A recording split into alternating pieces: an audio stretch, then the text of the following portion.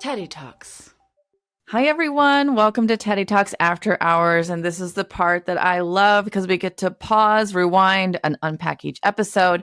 And this is the one for grown-ups. So maybe kids are at school, maybe they're off to bed. If you're a teacher, maybe those guys are out for recess and you have a minute. So now we can talk straight up to the parents and educators out there listening about our topic. So I'm very excited here to be with Stacey Blanchet, our guest on Teddy Talks today. She's a fashion designer, and her clothing has been worn at Emmys, Oscars, and Grammys, and all kinds of fancy places. Also, she's an accomplished author, film producer, been featured in a number of magazines. Very excited to have you here. Stacey, can you just start us off with sharing with our listeners what prompted you to get into fashion and maybe how you gained confidence along the way to follow your dreams? I actually really want to address that because I think it's a very valuable question for people to understand. I came into this really later in life. I came into doing the fashion designing and the book writing and the film producing in my 40s. So I already had 20 some odd years to work on my careers in marketing and project management. So when I started, how I got into it was I actually had a friend of mine who was passing away from ovarian cancer. And we were in the final stages of her life. And I had gone to school for fashion design, and everybody knew I was really into it, but I never followed my dreams in my 20s. I went to a completely different path. And what she said to me was, I don't have any more time. And if I had all the time in the world like you do, I would go after my dreams. And she goes, I'm really sorry that you didn't do it. She said, so I'm going to ask you to do something for me. I'm going to ask you to do one fashion show. And when you finish that one fashion show, if you want to chuck it and say, I don't want to do this, then at least you know you gave it a shot. And so that started me on a journey of hiring a team, getting seamstresses, hiring illustrators so that they would draw out my sketches of what I was looking for, how I wanted my collection to look. And unfortunately, she passed away about 4 months before I was able to complete the journey and have her there and actually see the fashion show. But in 2010, that's when everything started happening for me. And I'm actually grateful and not grateful for starting in my 40s. And the reason that I say that to viewers is I had the wisdom to know how to market, but I lost the creativity and the drive to succeed as a fashion designer. It propelled me, but yet I had the wisdom to see that I was never going to really fulfill my dream all the way. But I didn't know that until I really got into it. It's kind of a catch-22. I think that's the best way I can explain it. But because of what she did, it propelled me in so many directions that I gained confidence in so many things that I've never done before. And I just have a very go for it attitude on everything. I say yes to everything. Well, we're so glad you said yes to Teddy Talks. Thank I you. appreciate that. What I think was so important of what you said is, first off, that it is never too late to follow your dreams, but also parents and teachers out there listening, sometimes you can be the catalyst for helping people take action on their dreams, just as your friend propelled you into taking a risk. So that's what we talk about on Teddy Talks as ways to empower parents to empower kids. So on this after show, we actually start with pausing, which if you'd like to spell it PAWS, you're welcome to spell it that way because we just love our puns up here in Teddy Talks. But we're going to pause first. And Stacey, as you know, this episode was all about helping children understand that confidence is always in style. Why is this topic, when you said yes, which, you're a yes person, so we love that. Why did you say yes to Teddy Talks on this topic of talking to kids about confidence? Why is that important to you? Well, I've actually gone into schools and talked to children of all ages. I go all the way from elementary to high school. I've done multiple radio shows, and it always comes back to the same question. How do you follow your dreams? And I think the biggest obstacle for everyone who's following their dreams is the fear of failing. And it took me a long time to understand that the fear of failing is not trying. You don't get that in your 20s because you think you have so much time. And then when you get into your 30s and your 40s and you realize that you don't have that much time, that's kind of when I think you can throw away the fear of failing. When I go in and talk to kids and adults as well, I'm always telling them, get rid of the fear. That's what's stopping you. And I heard a line in a movie and it has always stayed with me. And it says, sometimes in life, all you need is 20% of insane courage. And they promise you something great will come of it. And that is it's so true. Everything is a leap of faith in life. Love is a leap of faith. Your career is a leap of faith. Marriage, families, all of that is a leap of faith because there is no way you're going to know how it's going to turn out. So your dreams are really a leap of faith. I love that quote. And it really is about putting yourself out there, right? Mm-hmm. Even when before you feel ready. And actually dovetails nicely with what happened in this episode. So in this episode, we're going to rewind it to when the Teddy Talks Teddy twins learned that being confident means you're brave enough to try new things. And Grizzle had his yellow hat and he was a little afraid to wear it. And really what they learned is that being confident means putting yourself out there, being brave, but also accepting and loving yourself exactly as you are. And so you shared with Grizzle and Grizzlette and our listener out there that confidence comes from within, not from other people. Question, do you think that this message of today's show about confidence and being yourself is one that most parents out there receive when they're young, or is this sort of a newer concept of just be who you are? I'm not really quite sure about that. I was very lucky because I had a lot of support around me growing up in terms of I always had a safety net. So my parents are really practical because they're lawyers, but yet, they were fun and adventurous. And so we always just had that free spirit. I also think I think one of the most important things is how you perceive what happens to you. And the best way that I can explain that is to just tell you a small story of something that happened to me when I first started in fashion designing. I had designed my very first photo shoot. I was so excited. I worked 6 months to do it. I hired everybody to do the shoot. We were up in Los Angeles for 3 days. I finished and I sent out the shoot to all the magazines in the United States to see if they would publish them. And apparently it was not very well received. I got massive emails. I got phone calls from editors telling me that it was a terrible photo shoot, that the people I hired were unprofessional. They had no idea what I was doing and that I should hang it up. And most people would have taken that as a crushing blow, probably hung it up. But I looked at it like, okay, let me hear what they're saying. And let me see what they say I need to change. And I'm going to try a different approach. And one of the editors for LA Fashion Magazine wrote me an email with bullet points of everything that was wrong with my photo shoot. And 2 years later, he was directing my next photo shoot for LA Magazine. So it's how you perceive the message that's coming into you.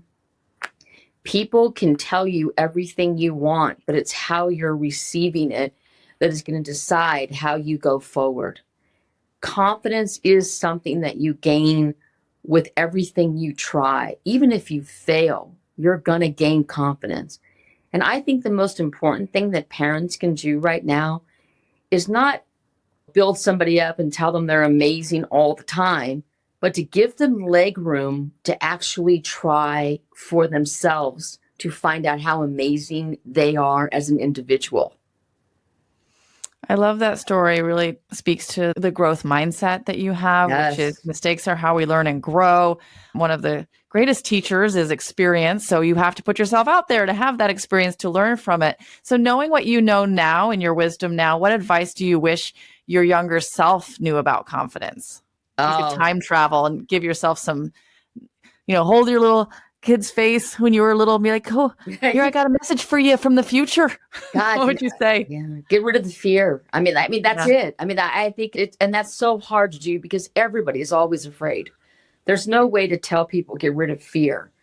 But if the fear is paralyzing you to the point where you're actually not going forward, it's going to hurt you on the inside because you're going to feel like you're missing something. So it's a catch-22, but at the same time, it's always take leaps of faith when you're younger because you can mess up the most when you're younger. You don't have a lot of money to worry about. You can always get another job. You don't have a family to support. Life didn't come in and kick you around a little bit. So I say go for it, man. I wish I would have told myself to just go for it. I would have gone for everything in my 20s. I wouldn't have never held back. So here's a fun question too about little Stacey. When you were little, did you ever wear interesting things as a kid, like Grizzle and his bold yellow hat that no other bear had? Well, I'm a kid of the 80s, so I'm not sure if everybody remembers leg warmers, but I used to wear mini dresses with tights, leg warmers, and ballerina shoes. So yes, I was standing out in high school and for all the wrong reasons, because when I look back at that outfit, I think, what was I thinking? But leg warmers were the thing. You wore them over your jeans with heels. I mean, it's like when you look back on it, you're thinking, what was everyone thinking? It was like a boot, but not a boot. Yeah, I went to my high school reunion and everybody remembers my little ballerina dress, my ballerina shoes, my leg warmers, and my tights. I mean, 20 years later. So pretty much any parent out there listening who grew up in the 80s answers, yes, I wore bold things. Yeah, I mean, the hair, the makeup, the earrings, as big as you can get. It was, but it was a great decade. I loved everything about the 80s, even the fashion. Like the bad stuff, I can laugh about it now. So it's a great memory. Yeah. And it's coming back, all that. So I would love for you to submit a picture to Teddy Talks for Instagram of you in high school for all to regard. Oh my God. I'll have to dig that one out. All right. And then I will show you my perm from the 80s with, all of the glorious blue eyeshadow. All right. I loved my perm back then, man. Just if I could get my hair looking like that now, I would be so happy. Stacey, let's just unpack this episode a little bit more before we sign off. At Teddy Talks, we have our tagline is big ideas for little ears, but we obviously have a lot of adult listeners too. And what is one thing that you want those big ears listeners out there to know about how to talk to their kids about confidence, about being themselves, about practicing self-kindness when others judge them? I'm thinking of parents who have kids who wear bold and audacious things to kindergarten and, they're going to get some eyeballs on them. What would you advise parents to talk to their kids about being themselves and practicing self-kindness? Self-kindness is very interesting. And I think it's extremely difficult to do when you're in high school because, high school's tough or even junior high is tough. Everything leading up to your high school years, your friends have more influence than your parents are going to have because I think naturally as kids are moving through school, they're trying to separate from their parents and become adults. But one of the things that I do with kids and, teaching them how to be kind, and I say not just kind to themselves, because in order to really be kind to yourself, you really need to be kind to the universe. So I think kindness starts actually as a big idea. I think kind can be walking down the street and seeing somebody that needs a little help up the stairs. If you see somebody with one item in the grocery line and you've got 50, let the person with one item go first. I see that practice every day. I'm just not sure it's taught to kids. And I think if a child sees a parent treating people with kindness, they become kind. They're a sponge. So it's whatever the parents are doing that the kids are picking up. I think in terms of confidence, schools do have a dress code. So it's not like you can really let your kid wear anything they want to school. You do have to monitor it somewhat, not like we had the freedom back in our day to wear anything we wanted. But I also think at the same time, listening to your kids, finding out what's important to them. What styles do they see? Why do they think that's going to look good on them? What do they want to gain out of wearing those items of clothing? What is the message that they want to send out to the world about themselves? And I actually think that this generation of children growing up is much more grown up than my generation was. Because I was a kid and I used to run around the neighborhood in a bathing suit and a shirt and play skateboarding. These kids are doing much more incredible things. I just got off a trip, whitewater rafting down the Rogue River in Oregon. There was no phone service, no nothing. And I was on that trip with 7 kids who were almost teenagers. They'd already done half years in Spain and Portugal and Europe, and they were already doing nonprofits. They were starting nonprofit foundations. And I'm just standing there going, those ideas never even entered my head. If I had a child like that, boy, I would be right behind them. Like, what can I learn from them? How can I help you get into the technology, find out what they're looking at, find out what they think is confident. Like, what do you think is confident? What look do you think says, hey, I like myself? Because that's going to tell you a lot about where your kid's head's at. And, but these kids today, I mean, they are really confident, and I'm impressed. So I get very impressed when I go to the schools and see everything that these kids are doing today, because they're way ahead of my generation ever was. Yeah, we can learn a lot from watching our kids, and then just as they learn from watching us. And if we are modeling confidence and kindness for them, then they're going to emulate that. And then if they have, some bold way of moving through the world, and we can learn from them. So Absolutely. I love that we learn from each other. We're going to end with a very big bonus question, Stacey. Did you know that Grizzlette was my actual childhood bear? I'm showing her on the screen if anyone's watching on video. We're wearing matching sweaters. I did not realize this until our producer mentioned it, but here we are. She is also wearing bold yellow boots in solidarity with Grizzle today, and some fancy sunglasses, of which I absolutely have a matching set. So don't worry about that. So since this episode's on fashion, I wanted to show you Grizzlette.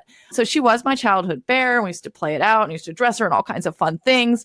Do you have a favorite item from childhood, a childhood bear or a lovey that you could tell us a story about?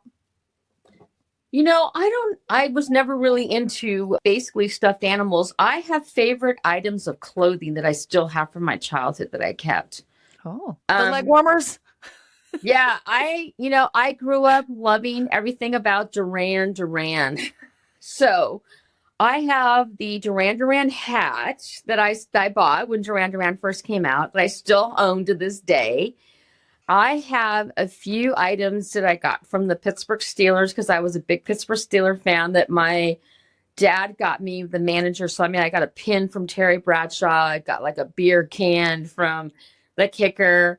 But, one of the things, I am also not somebody who looks backwards. I'm always looking forwards. I was trained to do that in school for marketing, because marketing is always forecasting a year ahead. Where do you want to be a year from now?